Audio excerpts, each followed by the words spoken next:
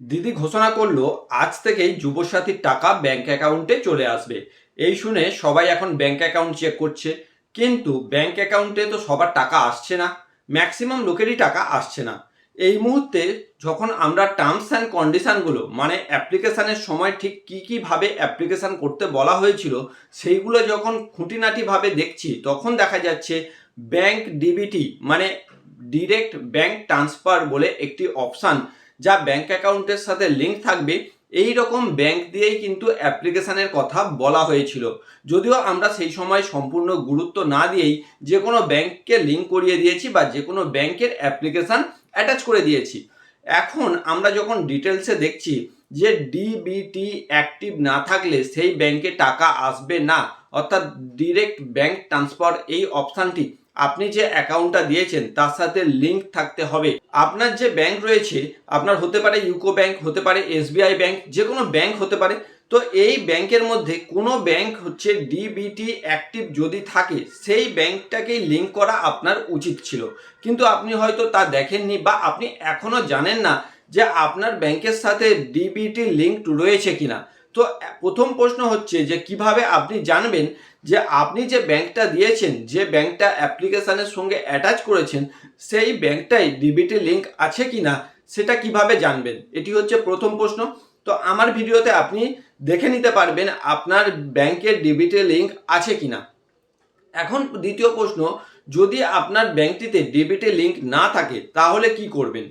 আপনি কিভাবে আপনার যে ব্যাংকের অ্যাপ্লিকেশানটি দিয়েছেন, যে ব্যাংকটি অ্যাটাচ করেছেন, সেই ব্যাংকের সাথে ডিবিটি লিঙ্ক করবেন তাও থাকছে এই ভিডিওতে। তাহলে ভিডিওটি সম্পূর্ণ দেখুন, এবং যদি আপনি এখনো পর্যন্ত এই ডিবিটি লিঙ্ক আপনার ব্যাংকে না করিয়েছেন তো অবশ্যই করে নিন, তা না হলে আপনার ব্যাংক অ্যাকাউন্টে এই যে প্রকল্পের টাকাগুলি আসতে কিন্তু অসুবিধা হতে পারে। তার জন্য এই ভিডিওটি সম্পূর্ণ দেখুন, এবং আপনার বাড়িতে বসেই মোবাইলের মাধ্যমে যদি লিঙ্ক না থাকে তাহলে অবশ্যই লিঙ্কটি করিয়ে নিন। তো এর জন্য আমরা চলে আসব গুগলে এবং সেখানে লিখব npci.org.in। প্রথম যে ওয়েবসাইটটি খুলছে এখানে আমরা ক্লিক করব এনপিসিআই ওয়েবসাইট।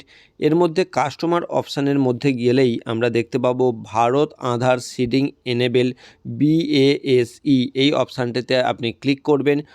যে অপশানগুলি বাঁদিকে দেখতে পাচ্ছেন তার মধ্যে আপনি নিচে চলে আসুন, দেখতে পাবেন আধার ম্যাপড স্ট্যাটাস। এখানে ক্লিক করার পরই আপনি আধার নম্বর পুট করবেন এবং যে চ্যাপ্টার কোডটি আছে সেটি দেওয়ার পরে আপনার ফোনে একটি ওটিপি আসবে।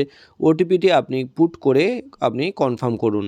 দেখবেন সাথে সাথে আপনার যে ব্যাঙ্ক অ্যাকাউন্টটির লিঙ্কটা আছে সেটি কিন্তু এখানে শো করবে।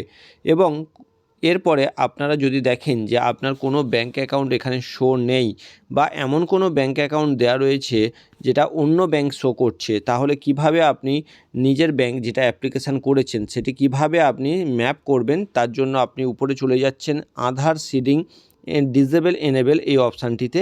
এখানে গিয়ে আপনি আপনার ব্যাঙ্কটি চুজ করবেন, আধার কার্ডের নাম্বার দেবেন এবং আপনার ব্যাঙ্ক অ্যাকাউন্ট নাম্বারটা দুবার দিয়ে কনফার্ম করবেন।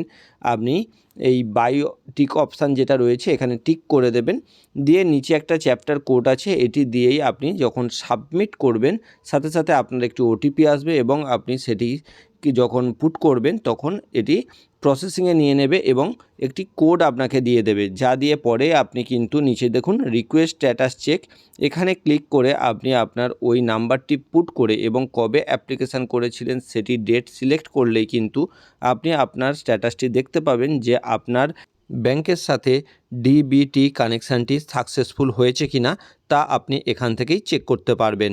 আশা করা যায় ব্যাংক সংক্রান্ত কারণে আপনার কিন্তু এই প্রকল্পের টাকা আসতে আর কোনো অসুবিধা হবে না।